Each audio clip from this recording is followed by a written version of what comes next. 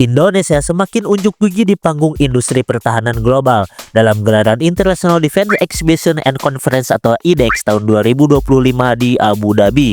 Perusahaan-perusahaan pertahanan Indonesia berhasil mengamankan berbagai perjanjian dan kontrak kerja strategis yang tentu saja itu bisa mengubah peta industri pertahanan militer dunia. Apa saja kerjasama yang berhasil diraih? Oke, kita bahas. International Defense Exhibition and Conference atau IDEX adalah pameran pertahanan dan keamanan terbesar di dunia yang diselenggarakan setiap 2 tahun sekali di Abu Dhabi, Uni Emirat Arab. Acara ini diadakan di Abu Dhabi National Exhibition Center atau ADNEC dan menjadi ajang bergengsi bagi industri pertahanan global untuk memamerkan teknologi militer terbaru, melakukan kesepakatan bisnis, serta menjalin kemitraan strategis antar negara dan perusahaan pertahanan. IDEX tidak hanya menampilkan inovasi dalam persenjataan, kendaraan tempur, sistem pertahanan udara, dan teknologi keamanan cyber, tapi juga menjadi wadah bagi pertemuan tingkat tinggi antara pejabat pertahanan, pemerintahan, serta pelaku industri pertahanan di berbagai negara. IDEX 2025 ialah edisi ke-17 dari pameran ini dan berlangsung dari tanggal 17 hingga 21 Februari 2025. Acara ini semakin relevan di tengah situasi geopolitik yang terus berkembang dan meningkatnya permintaan akan teknologi pertahanan canggih di berbagai belahan dunia. Oke, kalau begitu kontrak kerja apa saja yang berhasil diteken dan didapatkan oleh perusahaan-perusahaan pertahanan Indonesia dengan berbagai perusahaan dan negara-negara dalam proyek pertahanan ketahanan alias proyek pengadaan alutsista militer? Pertama, PT Pindad sukses menjalin beberapa perjanjian penting. Salah satu yang paling menarik ialah kerjasama dengan Karkal Light Ammunition, perusahaan asal Uni Emirat Arab, dalam menyediakan komponen amunisi kaliber kecil. Ini adalah langkah besar dalam memperkuat industri amunisi dalam negeri dan memperluas ekspor pertahanan Indonesia yang mungkin bisa kedepannya bisa lebih besar lagi skala proyeknya.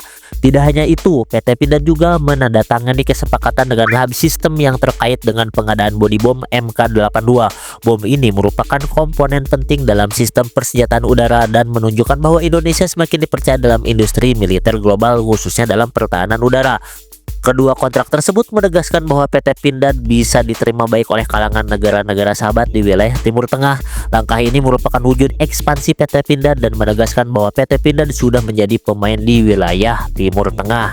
Beralih ke PT Dirgantara Indonesia atau PTDI, perusahaan ini juga mengamankan beberapa perjanjian dan kontrak kerja strategis termasuk dengan Amroc atau AMM-ROC, perusahaan perawatan pesawat asal Uni Emirat Arab. Kerjasama ini berfokus pada pemeliharaan dan perpanjangan masa pakai dan modifikasi struktural pesawat CN-235. Tidak hanya itu, PTDI juga menggandeng Khalidus, sebuah perusahaan pertahanan, untuk mengembangkan produk UAV, simulator, integrasi sistem senjata. Ini adalah langkah penting memajukan teknologi pesawat tanpa awak buatan Indonesia alias drone. Yang lebih menarik, PT Dirgantara Indonesia bekerjasama dengan Milcorp, perusahaan pertahanan asal Afrika Selatan, dalam pengembangan teknologi UAV kelas ringan dan menengah. Kolaborasi ini bertujuan untuk meningkatkan performa UAV produksi PTDI agar bisa bersaing di pasar global. Mengingat PTDI juga berhasil mengembangkan dan juga menciptakan drone-drone kelas ringan dan juga kelas menengah seperti drone Wulung. Dengan perjanjian-perjanjian dan kontrak yang telah ditandatangi, jelas bahwa Indonesia semakin diakui dalam industri pertahanan dunia, dari mulai amunisi hingga pesawat tanpa awak. Kita tidak hanya sebagai pengguna tetapi juga sebagai produsen yang perlu diperhitungkan keberadaannya. Jadi bagaimana pendapat kawan-kawan sekalian tentang langkah besar industri pertahanan Indonesia ini?